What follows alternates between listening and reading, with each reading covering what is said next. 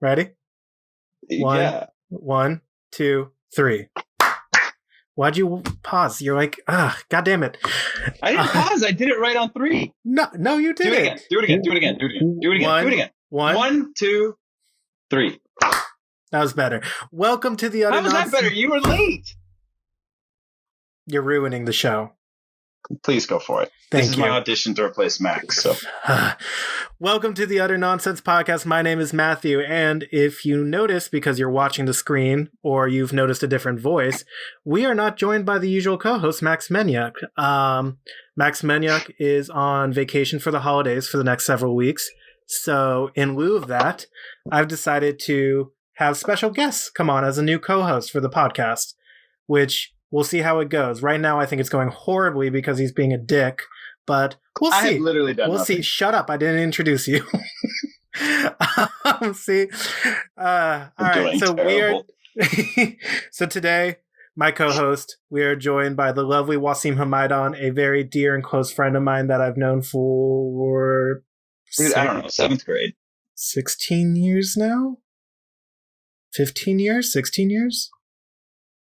I don't know. How old were we? 10? Okay, so I gotta do the math. 7th grade, 8th grade, 9th grade, 10th grade, 11th grade, 12th grade, freshman, sophomore, junior, senior, 2017, 2018, 2019, 2020. 14 years. 14. Not too bad. I will do that to the day I die to calculate how long I've known you guys. I can never remember. And we met in 7th grade. Yeah. It's like, how long have you known them? It's like, well, okay, I gotta do the math from 4th grade. So, Wassim, thank you for doing this. I know I called you abruptly today to get you on here, so thank you. Like 2 or 3 hours ago? Yeah. Careful planning here at the Utter Nonsense Podcast.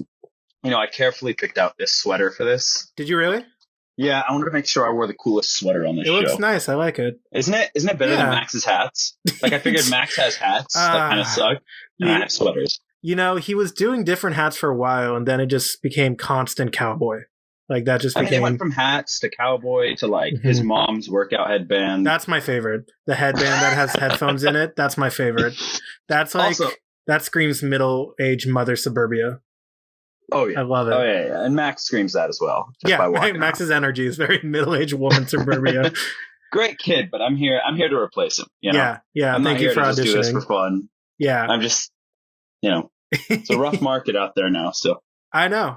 Well, so we don't really have a format for today's episode. I just wanted to talk with you. But I thought it'd be fun to talk about, you are a medical student. You're in your 3rd year, or completing your 3rd year in it's December. Never mind. I thought it was April because time doesn't matter. About March.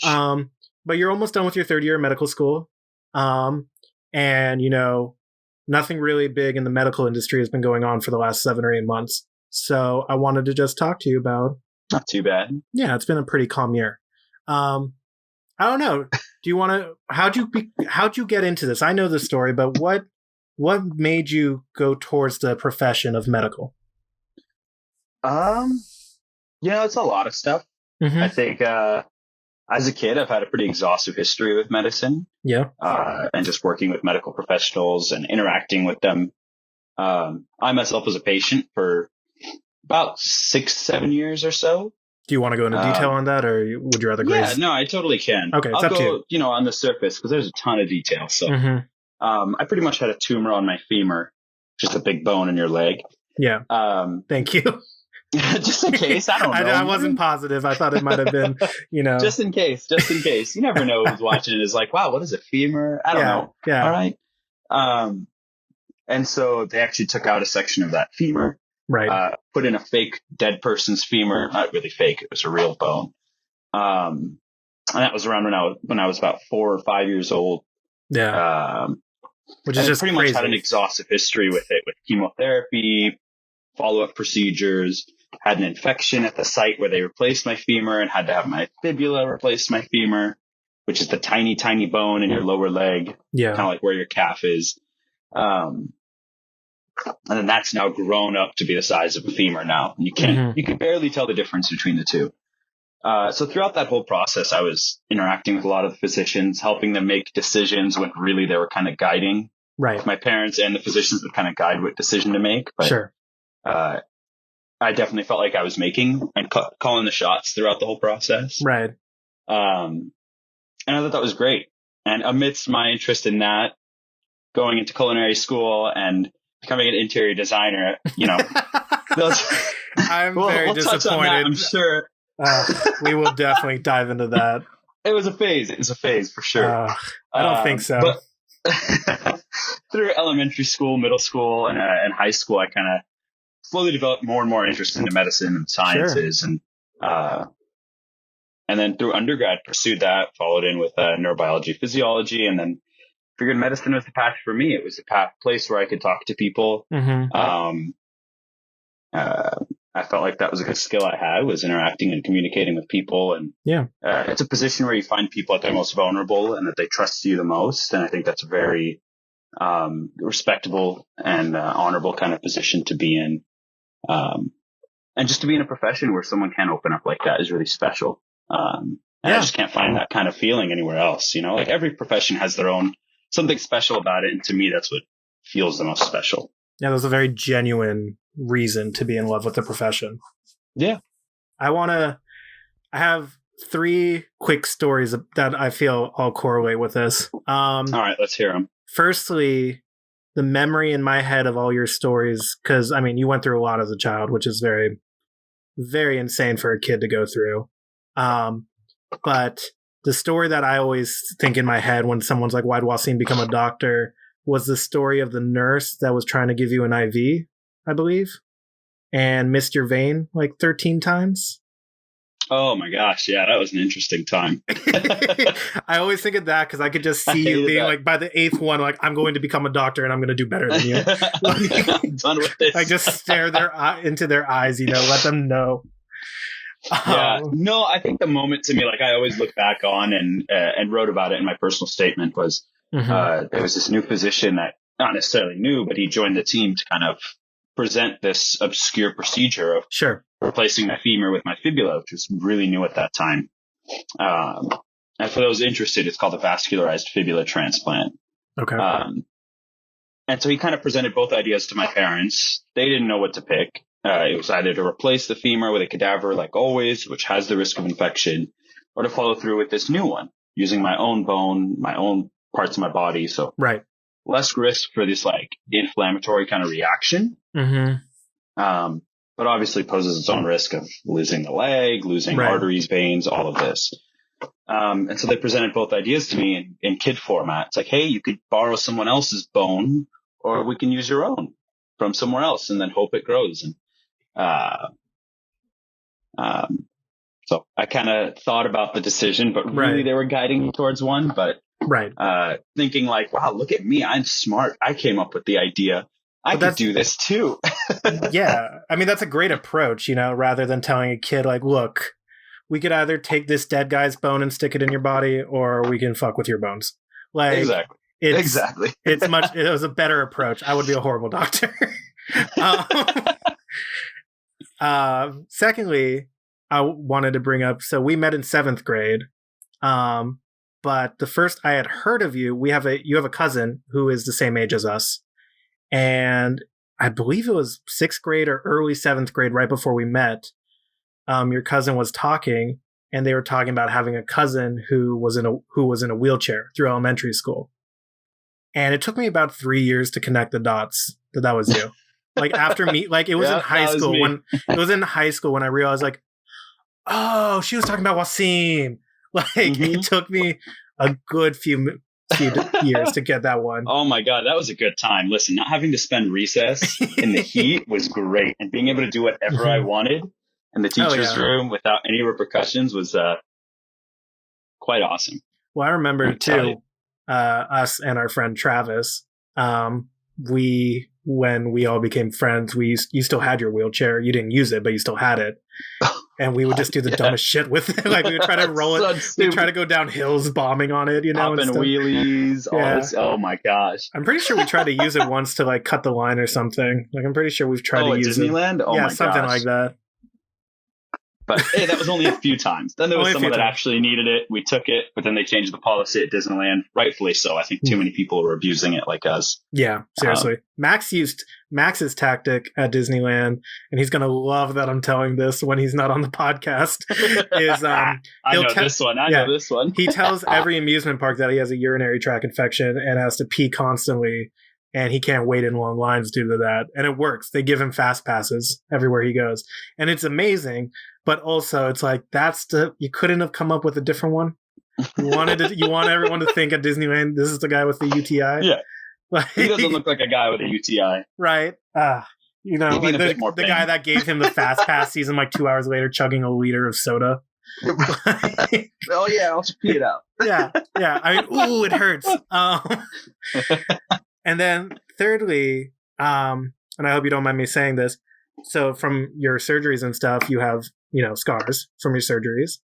And when you played water polo with me, we played water polo throughout high school, and we had like half of the schools and different water polo teams convinced that you were attacked by a shark. Oh yeah. Because it's when you look at it, it's not a shark scar. Like, it clearly doesn't look like a shark bite, but if you tell a stupid 15-year-old kid that it is, they're gonna believe it. Oh yeah. So you had like the reputation, like that's the kid who's been attacked by a shark. I mean, it can look like it, around the thigh. There's like quite a bit of goodness up there. Yeah. So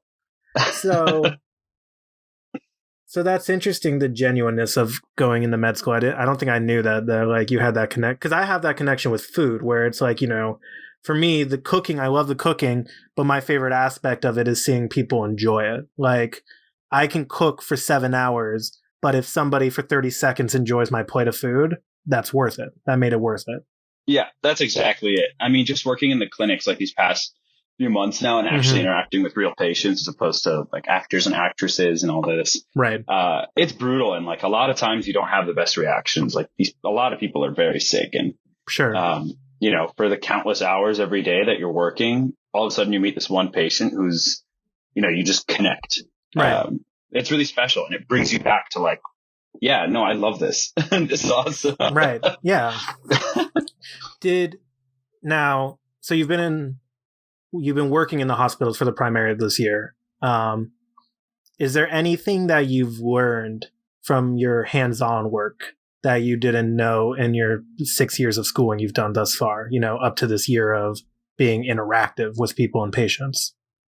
Yeah. I mean, I always thought medicine was not necessarily easy, but more like it was very easy to get to the treatment and figure out what's wrong with someone. Sure. I always assumed that, being the naive student. But then experiencing these past few months, so then even first and second years of med school, you're going to realize there's a lot that can go on. There's a lot that causes things, and it's difficult to articulate that to a lot of people because, a lot of people can kind of make these assumptions like, oh, my doctor is an idiot. They have no idea what's going on. And, and a lot of times we don't, Yeah. There's a lot of times doctors really don't, because there's so much that can be going on.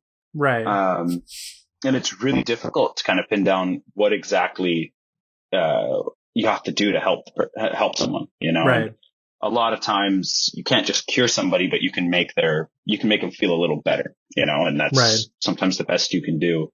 And that's really hard to accept as well. Right.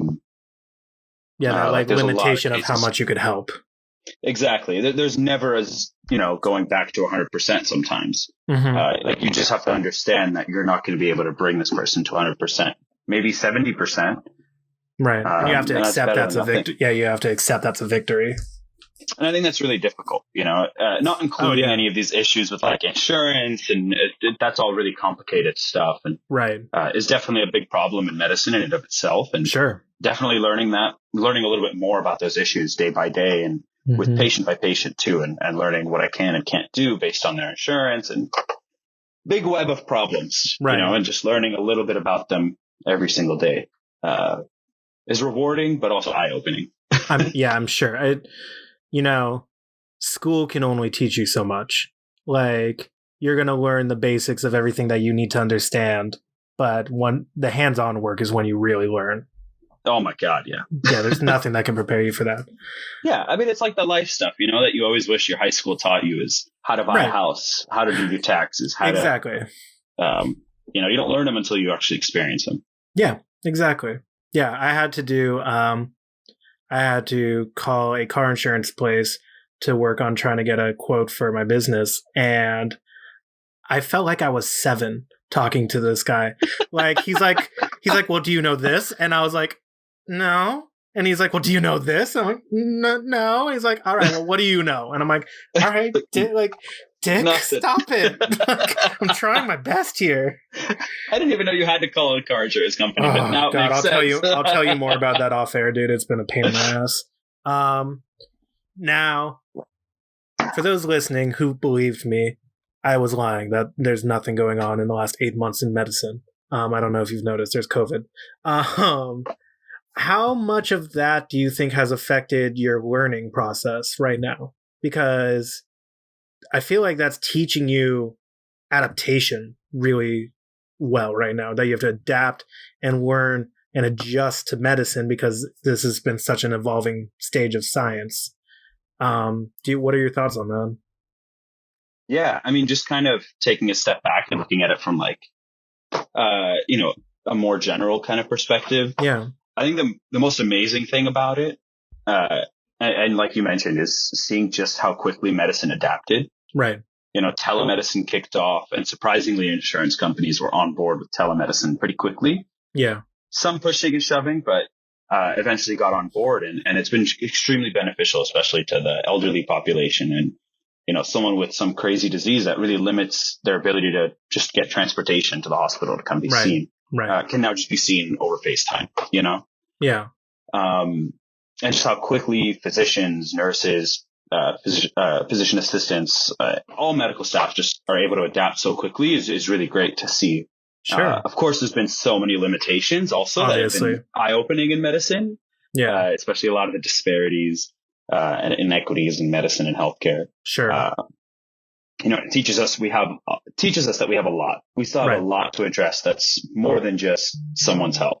Right. It's their community. It's their socioeconomic statuses, and addressing each of those individually, and how can we improve on that. Mm-hmm. From a more personal kind of perspective, it's definitely made academics very difficult for us. Yeah. I can't imagine our first and second year students who had to do a lot more classroom stuff. Yeah. Although a lot of their curriculum is online, the other half of it was coming in and doing group discussions with physicians and really coming down and figuring out how to nail certain diagnoses and with what kind of treatment plan you'd want to do. And that's really the magic of gaining those, what's it called? Like your baseline to going into your third year and seeing real people. Right. But they've done great kind of adapting to that. I think medical schools overall, it's definitely new to them. I'm they sure. Can't really stop because you got to, replenish supply. Right. Especially now as well. You got to keep pushing people into the field. You can't take a year off. No, they need as many. Stop medicine. Yeah, they need as many new fresh bloods as they can get. Yeah, and for us, that meant cutting our year down. A lot of our experiences, especially in our third year, you're supposed to rotate through specialties to get a little taste of everything, see what you like, see what you want to go into. Right. And everything's been cut down quite a bit. Okay. Which gives us less time to experience it, less time for us to study for it, less time to take national board exams for it. And it also teaches us to just adapt like the whole field is. For sure. And sometimes we saw COVID patients. They generally avoided students seeing them. We would have to adjust our days just in case our residents were pulled to go work in the COVID unit because some more physicians got sick. So they need more physicians. And so things were on a day by day basis. And we just had to accept that everything could change. Yeah. The morning you wake up. Yeah. And before you go into work. So it's definitely great, and it's amazing to look up to a lot of the residents and physicians that are teaching me, and nursing students and nursing staff that are really out there working quite a bit with the patients and in COVID units. And it's really inspiring to see just how hard everyone's working. I was going to say that must give you a new sense of admiration for these people, just seeing, because like they already work their asses off. They're in a profession that requires you to work long hours, crazy hours, but to see them, Right. have to step up by tenfold because of COVID, I'm sure that really just kind of puts proof in the pudding, that these people are the hardest workers you could find. Yeah. I mean, just talking to a lot of the residents who were, so I was studying for this test called Step 1 at the beginning of this pandemic, and pain in the butt of a test, but you have to take those at testing centers. You've never told me about a medical exam that sounded easy. None of your tests have ever sounded easy. But and then just talking to the residents who had just started around that time, right? Whatever specialty they had gotten into, they got pulled, and they were told, "That's it. You're going to go work with COVID patients. We don't care whether you're a surgeon or going into neurology or going into cardiology. Like, you're all just working on COVID. Done. Sure. Like, we don't care. Yeah. You're going to extend your years of education. Just go do this. Barely any breaks. They were working like 7 to 14 days nonstop. Yeah. Like 16-hour shifts at a time. Just brutal. Yeah. And that beginning was really brutal. And then it picked back up in the second wave that kind of overlapped the first wave because there was never really a break. Right. And has thankfully calmed down a little bit, and our hospital system is starting to get the vaccines, which is great and all. Just got my email to sign up for mine, so very excited to go do that. Yeah. But no, it's definitely given me another thing to look up to. Sure. And I'm excited about it. Yeah. Didn't know I'd have to sign up to be part of a front line to anything, really. I thought I would just kind of be there in case someone needed help, but I'm game for it. Yeah. Hopefully there isn't another thing like this. Fucking knock on wood, cross your fingers, pray to God, whatever you do. Oh my gosh. Like, it is exhausting for someone who's not even involved deeply into it. It is exhausting. So I can't even imagine somebody who's somewhat involved in it, I mean, it's affecting everybody. Right. I'm glad I could kind of stay busy and work on it too, although I'm in technically still the academic portion. And, right. It's definitely difficult for people who aren't able to find jobs, who aren't able to find the right work. And it's a struggle. It's a struggle, especially culinary. Now that I think about it, there's such a limitation to that, especially now too. No one really wants their food handled right now. There was a period in the first 4 months of COVID, I applied to 175 jobs, and I got three callbacks. That's and they're all culinary related positions. I mean, the culinary industry. Yeah. It's so fascinating because since I have ventured into culinary, as a high schooler, the one consistent thing anyone told you in the industry was you always have a job. You always can find a job. You can always rely on the culinary industry because everyone's got to eat. Everyone has to eat. And this is the first time in this industry for most people's knowledge that it's not a guaranteed job. I have a lot of friends who are struggling, finding new ventures because of it. I mean, it's crazy. It's just bonkers crazy. I mean, if I'm hearing that nurses and PAs and some physicians are struggling to find jobs now, I can't imagine. And like in this field, usually there is an opening everywhere. Right. Right. But if that's becoming difficult for people, I can't imagine. A lot of other fields of work are struggling quite a bit. Mm-hmm. I wonder how prostitutes are doing. Genuinely. What? Well, I know that came out of left. I know that came out of left field. Talk about utter nonsense. Well, that's how this goes. We're having something deep, But I'm being genuine. I'm being genuine because sex workers is physical contact. So now, in my head, I immediately went to the joke of who's picking up a prostitute on a street corner, but genuinely, people who do sex work, that must affect a ton of business. And I guess, in a less sexual tense, masseuses, stuff, other physical contact jobs, I guess, I know that came out of left field, but that's another industry that probably got shocked by it all, I mean, I'm sure there's you got to imagine, especially with sex work just has people have so many different backgrounds, right, it's not right. People just assume that it's someone who doesn't have anything left, and they just turn to that. And that's not the case for a lot of people. That's not the case for. And the thing is, too, you know, the sex work industry probably is affected a lot too. Not just because you got to assume the people on the, you know, business side of it, they don't want to be doing that stuff with their body when there's a pandemic. You know, you got like that's why like you see businesses like OnlyFans doing so well right now because so many people are turning to that because it's a substitution of cash. Exactly. I mean, it's I guess you could say a similar line of work, right? But it's a variation. I think it's like a subgenre. Yeah, and it's blowing up, you know, and it's getting very big, and I can see a lot of people, a lot of stigma against it, but I'm like, you know what? If that's what you got to do, you got to do it. You know? Do you know the app Cameo? It sounds familiar, but no. That's the app that celebrities can go on and be like, pay me $150 and I'll do like a 5-minute message to whoever you want. If you want me to give somebody a birthday wish, if you want me to wish them well in their graduation, you know. Who do you think was the most successful person on Cameo in 2020? It's like Ariana Grande? No. What? No. I don't know. John Cena. I wish. I would literally. He's the Make-A-Wish guy, so I just assumed. Yeah. I think if I got a cameo from John Cena, I would just be like, please rap your entire discography. I just want to listen to your music again. Just play in the background. You don't even need to say anything. I know. Just thugonomics. Like it'd be perfect. No, it was Kevin from The Office. What? That's amazing. But he grossed the most profit on Cameo in 2020. Random. Right? Who just thinks like, wow, I want to pay Kevin from The Office to say something? Well, and I'm curious if is he charging I haven't checked his prices, but like, is he charging a ridiculous amount, or is it like just he's that popular, people are just buying it so much? I mean, this is like the second time I've heard of this app, so I have no idea. I've thought about buying a Sounds couple. Pretty cool. There's some wrestlers on it that I wanted. Matt Riddle is on it, and I really wanted to get one of him. Just like bro, what's good, bro?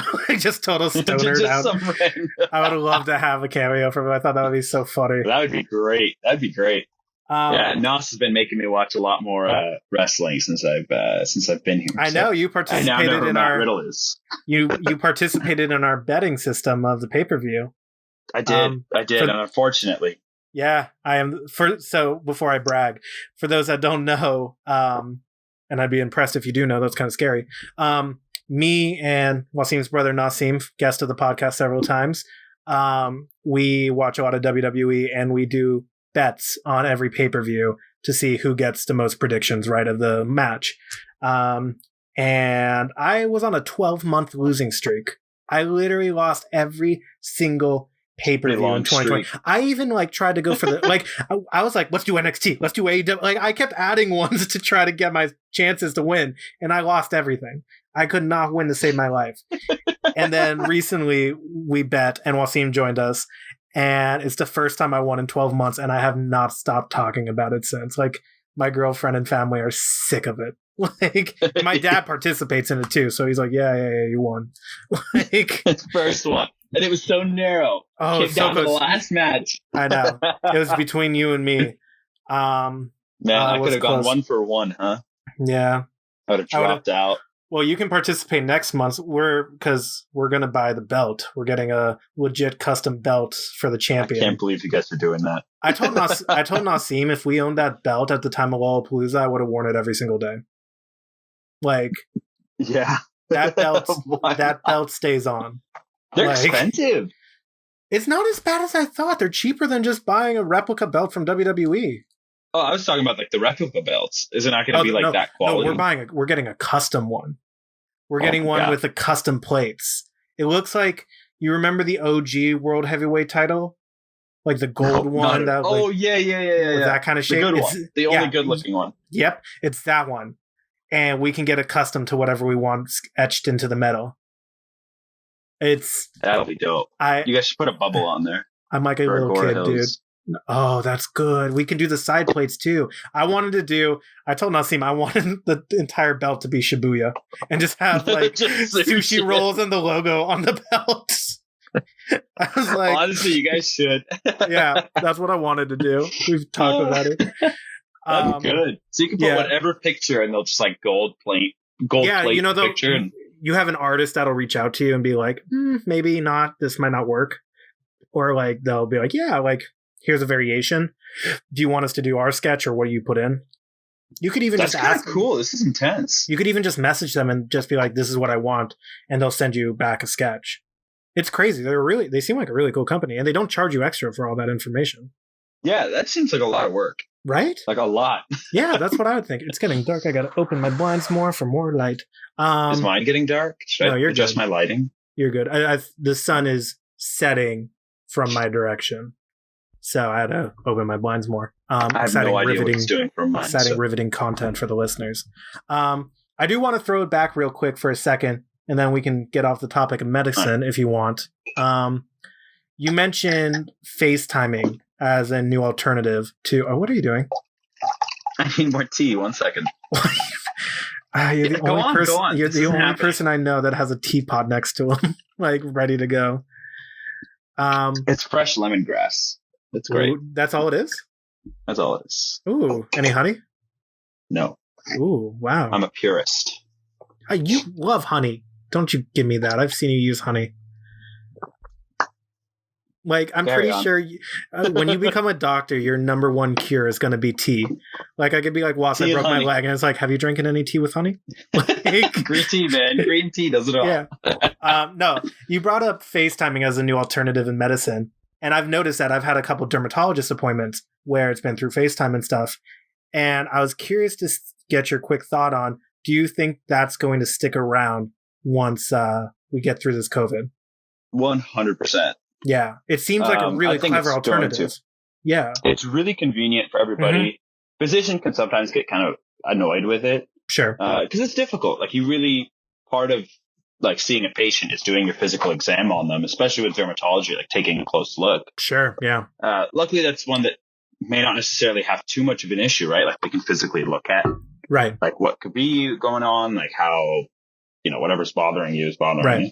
Well, in theory, too, you could ask people, this isn't good enough for me to make a proper diagnosis. So please come in. Just come on in. Yeah, exactly. Yeah. It's definitely convenient, especially as work days become a lot more tiresome for people. And, the trend right now, unfortunately, is people are taking less and less breaks at work. Right.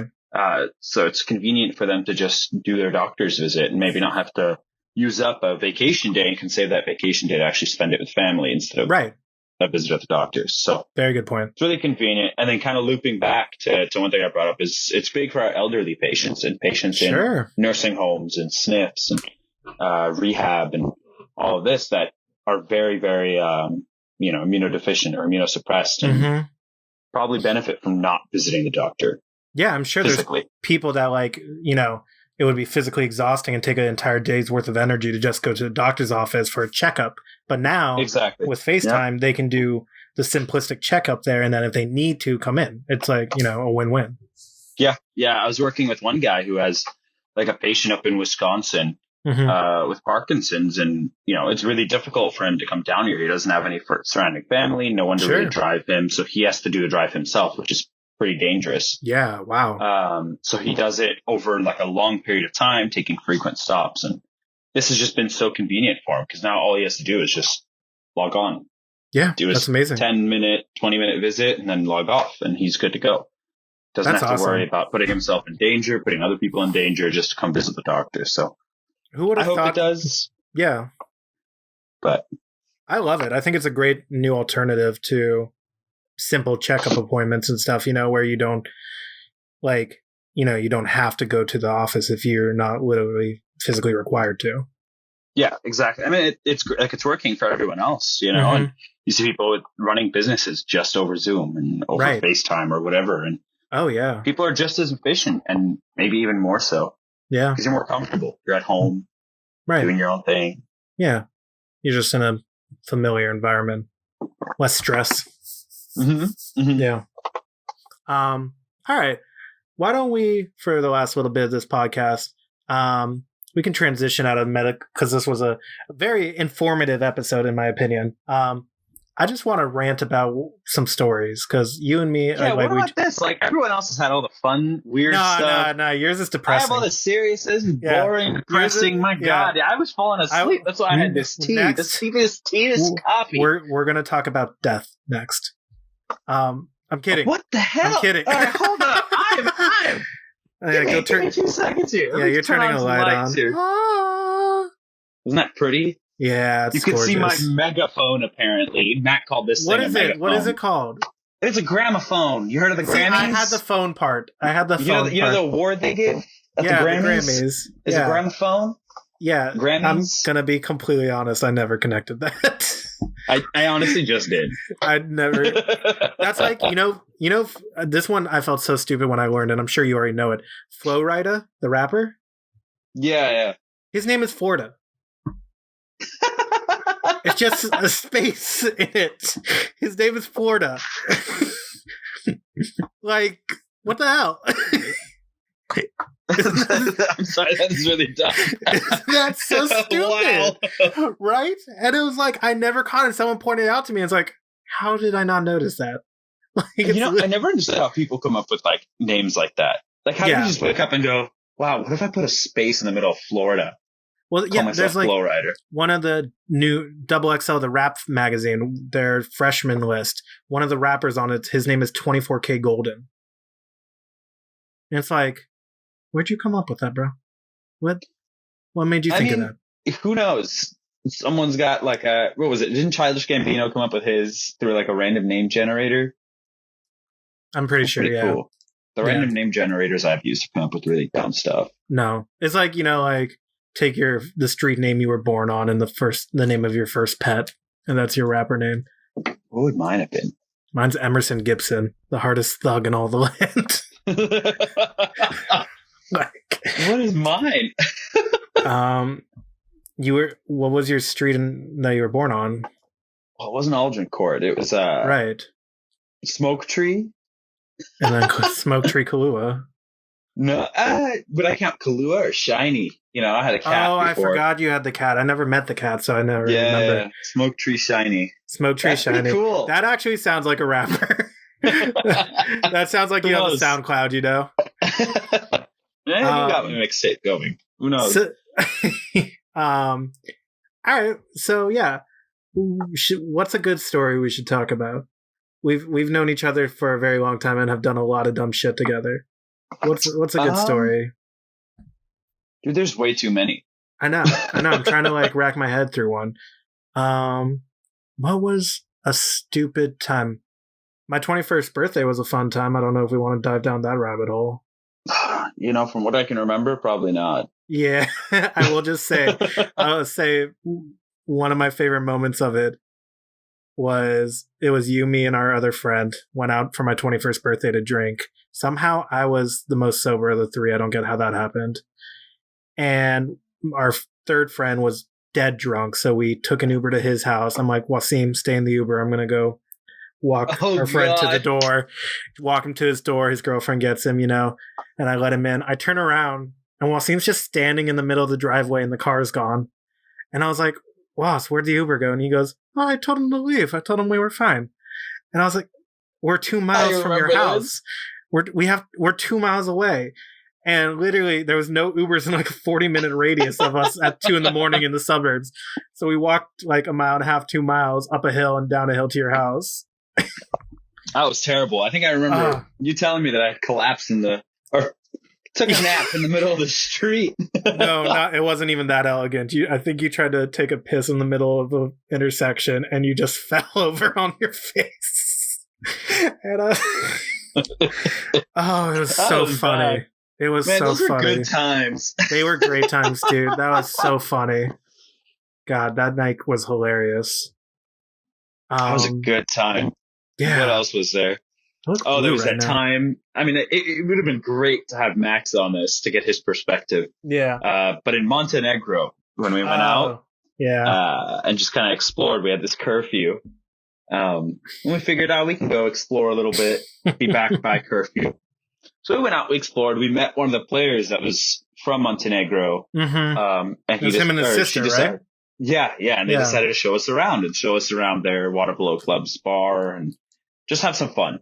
And we're like, cool, all right, well, we'll be back. We still have like 2 hours. Right. 2 hours pass real quick.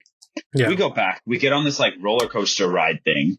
Yeah, there's like an really amusement. janky. You remember that? The more I think about that night, dude, there's a lot of stuff I blacked out. Like, remember we went to I don't know if we got in, but there was like a club with women in cages and stuff dancing. No, dude, we got that dessert. Travis and I got this dessert outside yeah, of it. that was good. It was like, yeah, that was so good. There was the club with naked dancing women in cages, and we were like, "Can we please get one of those?" Like, it was a cinnamon and then there was shirt. the guy with the pig costume. Do you remember the pig? No, I don't. Oh my gosh, I gotta find this picture. I think me and Travis took a picture with a pig, a guy in a pig costume. We didn't drink that night, and I like blacked out that night. I can't remember a lot of it. Yeah. But continue. But then we got back and we saw our two coaches coming out of the hotel, and we're like, "Oh my god, it's 2 hours past curfew. Yeah, they can't see us." Right. So we go running, right, and we made it. We made it. We hid behind a bush. Yeah, we literally did like a 180 around them. It was like the most amazing thing we've ever done. Yeah, I was surprised because I cannot run, and somehow I made it. You know, and and we're like, "Cool, we're in the clear. Let them just pass by, and then we'll walk into the hotel." Max. And decides it was a great time. Literally, as we're stepping into the hotel. To step out and yell out our coaches' names. Hey, Peter. Hey, Kevin. And I have never seen the look of death on either of their faces before. And it looked like they wanted to kill us. Both of them. Both of them did. It was so bad. And do you remember? We were like, Max, what the heck? We got away with it. What are you doing? He's like, oh, I thought they saw us. I'm like, what the hell are you talking about? Like, they walk up to us. Like, I remember they just told us to go back to the room, and the next morning was painful. We just swam all day. That's all we did. We swam nonstop. It was like 3 hours of swimming. Although then, when we finished swimming and they were playing water polo, we just got to chill by the wayside. That was nice. Dude, I don't know if I would do that for how much we had to swim. You know what it was, actually? Now that I recall correctly, me and our friend Christian on the team, we just kept taking long breaks and watching. Like, we would swim a lap, and then when our coaches weren't looking, we would just chill for like a couple minutes, and then we would go swim again. Like, we really stalled it out. Dude, man, there were some good memories on that trip too. Me and Max at the beginning of this podcast tried to do an episode talking about that, but we kept bringing up too many names. And like, you know, in the world of public podcasting and stuff, you can't bring up people's names without their consent. So, you know, Max was yelling. Christian, sorry, they're Max. fine. They're fine. I don't think. Well, Max is the co-host, but I think Christian's fine. But like, he kept bringing up certain names that I'll tell you after, and he was like, "Yeah, fuck you," and I was like, "Max, you can't scream." And he was saying full names too, like first and last names. And I'm like, "You can't yell this." Like, I still have the recording. It's hilarious. You know, I hear he's doing great as your co-host. I love Max. I love Max if you're listening to this, because I'm sure you will be, because you are truly my jealous girlfriend. He's going to be so jealous I took his spot. He's going to be so jealous. He doesn't know about this yet. Baston? Baston. Going to the Bas to get some clams in Baston. Yeah. No, he'll be fine with this. Hi, Maxie. What other? I feel like there's got to be a lot. More. Even starting from like 7th grade too, you know? What was in 7th grade we did? I mean, just like overall, like everything since like day one, you know, we had Old World Fair back in the day where we... Oh, yeah. We didn't talk about your interior design career. Oh, no. When I met Wassim... avoid that. When I met Wassim, he had luscious long hair to his shoulders with highlights in them, and he wanted to be an interior designer. And I still think you could. I really think if you wanted to switch careers at this point, you could. I mean, look at your current aesthetic in your room. It's lovely. I think it would be great. You don't see the pile of whatever behind me. Oh, my dude, shoulders are covering it. I have so much crap on my bed right now. I've been working on so much junk. Yeah. Well, and then there was like from 7th grade to I'd say sophomore year of high school. You, me, your brother, and our friend Travis, and sometimes Gabe, friend of the podcast, had the same weeknight, like Friday, Saturday night regiment of play video games, walk down the road, go buy pizza at the local pizza place, go to the liquor store and stock up on candy, come back up, stay till like 5 a.m. and just play video games. I gotta applaud those memories. Those are Those great. were. I mean, just we still do that, you know. yeah. Pre-pandemic and Yeah, probably pre-pandemic. post-pandemic. Let's be real. Oh, I would love to have a dude.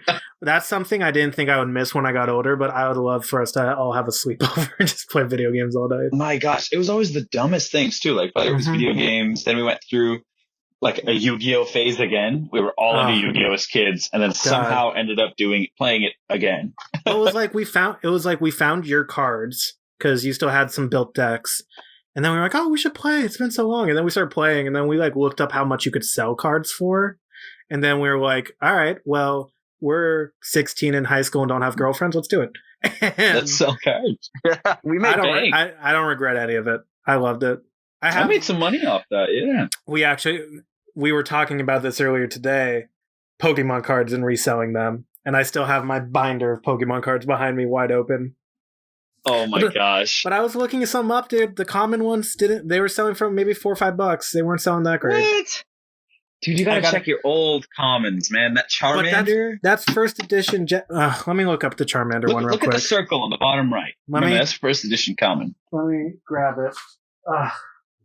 Hold on a second. I'm grabbing my. But my God, I wish I took care of my cards better when I was a kid. We have a Shadowless Charizard.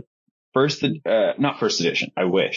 Yeah. But it has like a food smear on it. The corner's bent, and I'm like, what the hell was I doing as a kid? Well, that's my issue, dude. Like, this giant binder of 250 plus cards more than likely doesn't have a single shiny rare in it because I was the kid that was like, if I get a rare, it's going in my deck. Like, I'm carrying this around. So I'm sure it's burnt and trashed to crap. All right, let's see. Basic. I need to look this up on my phone and see how expensive it is. It's amazing on this podcast how often we talk about Pokemon. Nintendo doesn't do Pokemon, but Pokemon, if you're listening to us, please give us a freaking sponsor. That'd be pretty cool. First edition. Let's hear it. Common Charmander, right? Am I missing a keyword? I don't know, man. What source are you using? Let's see. Troll and Toad. Troll and Toad's decent. You can check out like PSA, man. Look at they're trend. selling it for $280. Are you serious? Dude. I have a card that's worth $280 and it's in good condition, and I have multiple of them. Boom. Okay, you know what? I might have a new business venture. Drop the podcast. I don't know why. Drop the taco business. I have all these cards that were like from, what did we say? From fast food joints, right? Yeah. Like, was it Burger King that used to do the Happy Meals with the Pokeballs? You remember those? With like the golden card in the middle of it? Yeah. Oh, I think it was Burger King, yeah. I used to have a ton of those. I ever had Burger King as a kid. I don't know why I chose those to collect. Like, those are the ones that I decided needed to be in mint condition. Wait, the gold ones, right? Like they're gold cards? I used to have the gold ones. I don't know where those went. I have just like... Dude, those are expensive. I just have these weird collector cards that are like each Pokemon with their stats on the back. I have no idea, man. What was it? I had a talk with my dad because I remember as a kid, I always pushed him. I was like, why don't we buy boxes instead of packs? Right. And he's like, those are too expensive. Right. Looking back, I'm like, they were only $40. Mm-hmm. They're like $30,000 now. Yeah. Yeah. You should. You could have had better than any stock you could have ever bought. Yeah. But 3 of these boxes. But let's be fair. Would you have not opened them? Oh, I would have totally opened them. Exactly. And then I would have ruined the card zone. You should watch. Shout out to Aaron Hansen from Game Grumps. You know I'm obsessed with them. Oh my God, too much. I did literally. Oh, I just said my girlfriend's name on air. She doesn't like that. My girlfriend. I gotta censor that. My girlfriend. You should just bleep it out. I will. She's so sick of hearing me talk about it because she literally hears every single day, like, "Hey, I'm Grump, I'm not so Grump, and we're the Game Grump." Like, she hears that every day. I listen to him every day. I don't know why my lighting's so messed up. You do.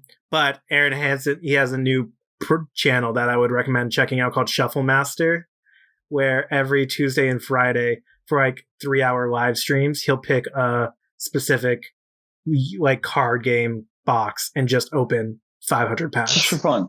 Yeah.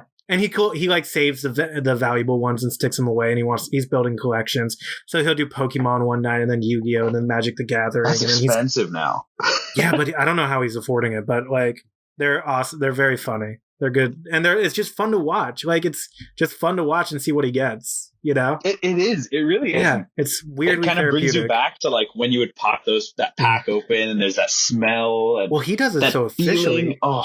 He'll take it, and then he'll like pinch the center and take a little scissor and cut it, and then he just pulls that back strip right open, so you don't damage any of it, huh? Yeah, and I was like, that's crazy. I would just like tear it as most aggressively as possible. Just let the adrenaline rush take over. Yeah. Rip it open.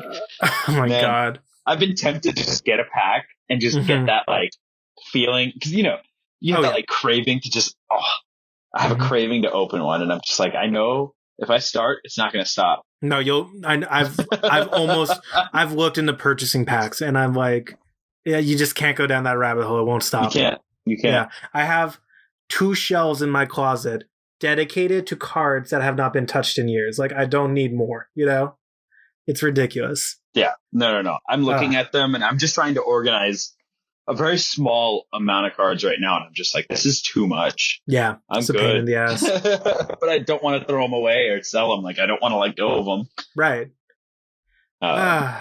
Well, I think we've come to the end, Wassim. How'd I do? I've seen better, but... You seen better? Man, come on. Listen, I auditioned for Max's spot, right? I give him like a solid 3 out of 10. I give you like a 5 out of 10. Fuck you. I give you like a good 5 out of 10. I'm charming as hell. Are you kidding me? I do like a 7 out of 10 for me. I thought bringing the tea, the dope sweater, the tea strainer, the megaphone, my wisdom tea. Oh, yeah, show people that. Wassim, right before we came on, decided to show a bag of wisdom teeth just casually laying around, because that's not creepy or murderous in any way. Well, it's not just a random bag. These are mine. That's so weird. It's pretty cool. It was in it was hidden. I was bummed when you got your wisdom teeth removed. I was in college, so I didn't get to see you all loopy-doopy crazy. God. I hated that. I just got videos of it. Well, Wassim, is there anything you'd like to promote for yourself?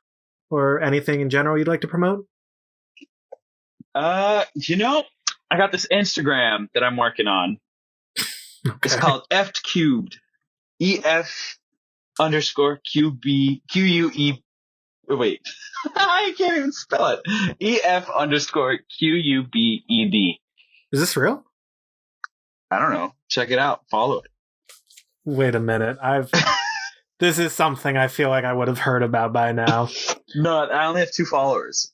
Are you serious? EF_. It was just, how like everyone takes random pictures of something and they're like, oh, this looks kind of cool. And they just take a picture of it, right? EF_QUBED. Yeah, here, hold on. I don't see a Instagram under that name. See it? Oh, C. You said Q. Did I really? Followed your girlfriend doesn't even follow you. I know. That's how low key it is. But I'm making it high key now. And you have multiple likes on it for 3 What are you doing, boy? Oh, that's called hashtagging.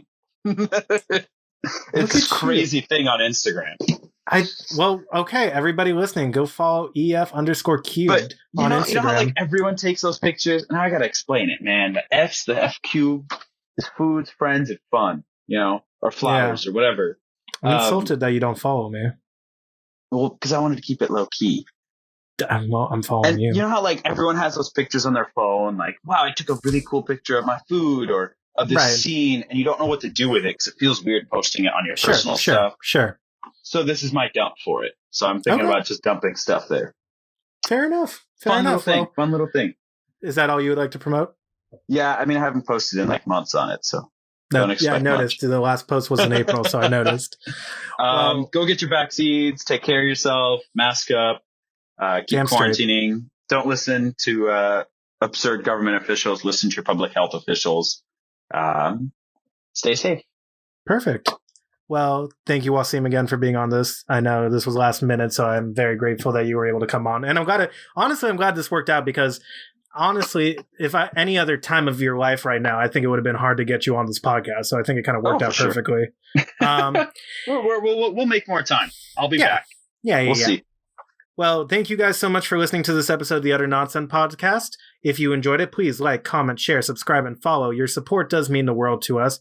You can find us on Apple Podcasts, Spotify, Stitcher, Google Podcasts, iHeartRadio, all of the above and more. We're also on YouTube if you want to look at our pretty little faces. I know I like to. And yeah, your support just means the world to us. If you can share this with your friends, like and comment and subscribe, the more you do, the more kickback it gives us. So thank you so much for your constant support. Wassim, once again, thank you for being co-host today. It was lovely to have you on. And yeah, we'll catch you guys on the next episode. Max, if you made it all the way through this, you're on vacation. You're so jealous. Get out of here. Do we clap out? No, you want to clap out? We've never done that. Yeah, Ready? Yeah. Let's 3, do that. 1, 2, 1. 6 out of 10. That is good enough. Better than most times, I think.